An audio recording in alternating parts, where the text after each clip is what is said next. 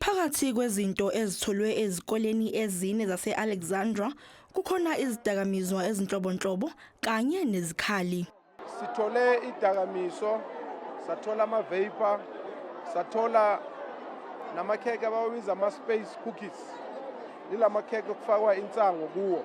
Kodwa into esikhathazeke ngayo kakhulu ukuthi abantwana abaningi abekho endleleni nabana discipline.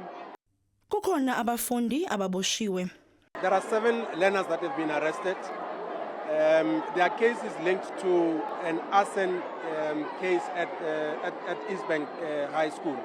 There's one learner that was found with a bullet in their possession. The police are processing that. We want to follow that learner and understand where is the gun that is associated with that bullet. So that learner is also getting processed. Ngesikhathi kuqhubeka lo mkhankaso, umnyango wezemfundo eGauteng uthole ukuthi kukhona othisha abangalibeki emagunjini okufunda nokufundisa.